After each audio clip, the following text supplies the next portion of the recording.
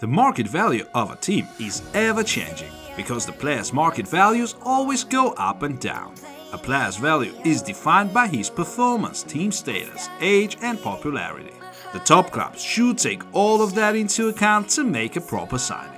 The clubs that manage to do well in the scouting department, as a rule, eventually succeed both on and off the pitch. We've decided to do some counting and have a look at a team's market value growth in the last 5 years according to Transfermarkt.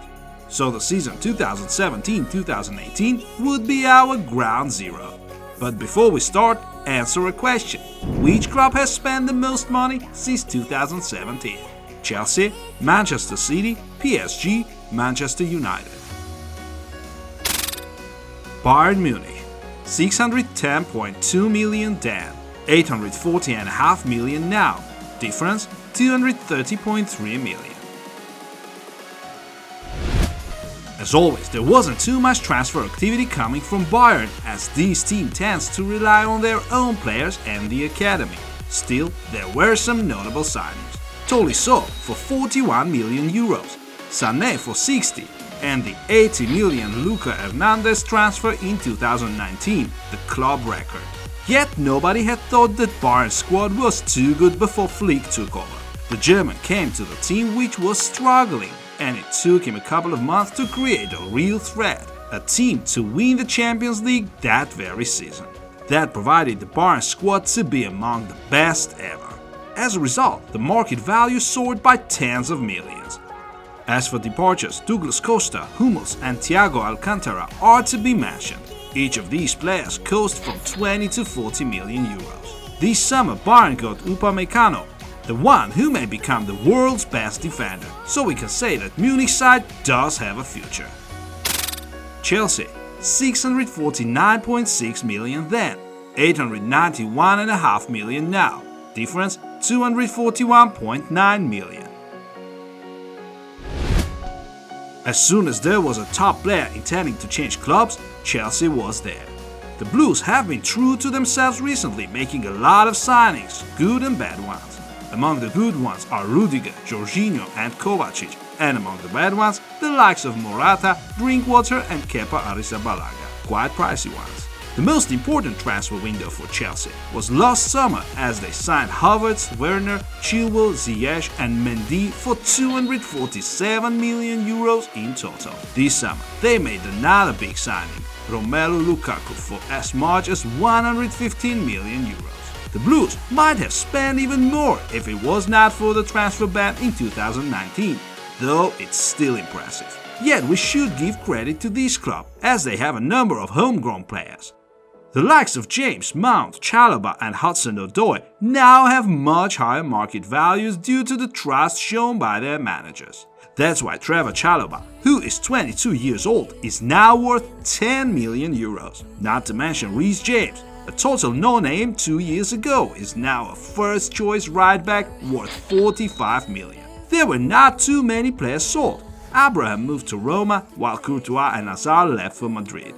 As for Eden, his departure cost his new club a solid sum of 115 million euros.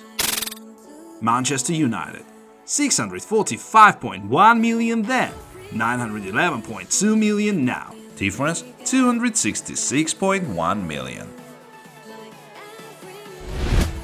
The Man United transfer policy has been quite chaotic recently, as there were both bargains and failures.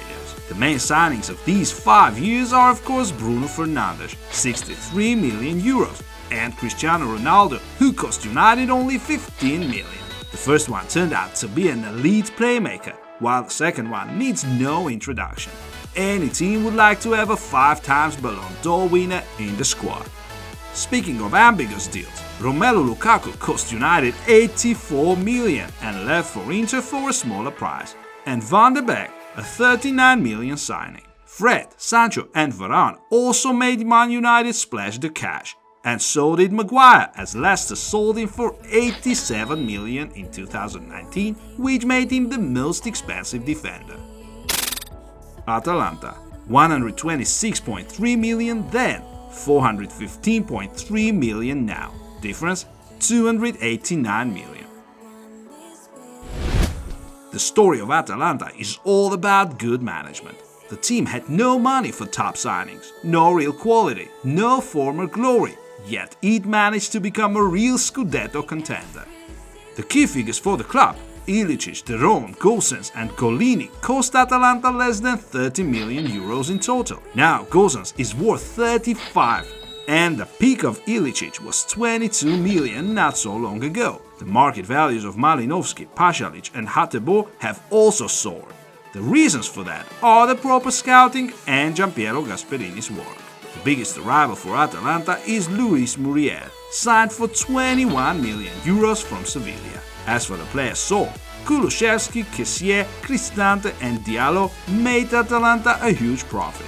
However, Atalanta should consider new signings as Gasperini's intensive high-pressing football may require younger players. Leicester, 252.1 million then, 548.1 million now. Difference, 296 million. Leicester's signings are usually on point as well. After a 2016 Premier League title, the team kept moving forward and made itself a real force, able to compete for a Champions League spot. The proper transfer policy is what made it possible. The summer transfer window before the 2018-19 season was the key, as Maddison, Pereira and Soyuncu arrived, and each of them cost a bit more than 20 million euros. As for now, Maddison is worth 50 million, Soyuncu 45 and Pereira 30. There were two more notable signings the following season, Tielemans and Ayoze Perez. Their impressive progress hasn't gone unnoticed, and now Tielemans is a target for many of the top clubs. Each year, there was one big departure for Leicester. Mahrez, Maguire and Chilwell were sold to the big clubs for a good price, no less than 50 million euros for each of them. Not bad for those who were not star players at the moment they joined Leicester. Mahrez was bought from Le Havre for only 500,000 euros, while Chilwell is homegrown. Maguire would cost the Foxes a bit more, 13 million, but as he is now the most expensive defender in the world, that was nothing. RB Leipzig, 200.9 million then, 497.5 million now. Difference, 296.6 million. Just like Leicester, not a big club historically. It doesn't prevent Red Bull from investing into the team in order to bring both results and financial stability. It's hard to recall a bad transfer for Leipzig. Their policy is to sign young players and sell them to big clubs for big money. Thus, Laimer was bought for 7 million, Mukiele for 16 and Kunku for 13.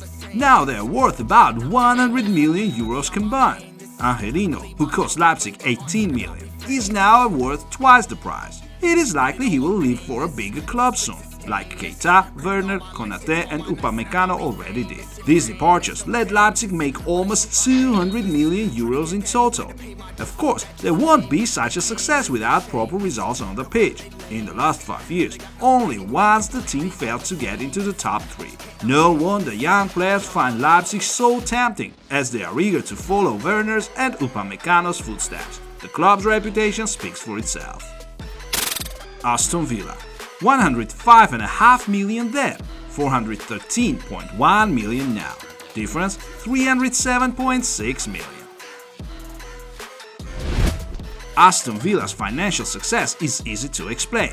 The team got promoted in the 2018-19 season and used the money wisely. As a result, Aston Villa is a solid mid-table team now. The summer transfer window before the 2021 season is what made it possible. Watkins, Traoré and Martinez joined the team, while Tyrone Mings, the loanee from Bournemouth, was bought for 22.5 million euros. The defender proved his worth straight away, made his England debut, and became the leader and the captain for the Villains. As for now, Tyrone is worth 30 million, and his value is likely to keep growing as the player is making good progress.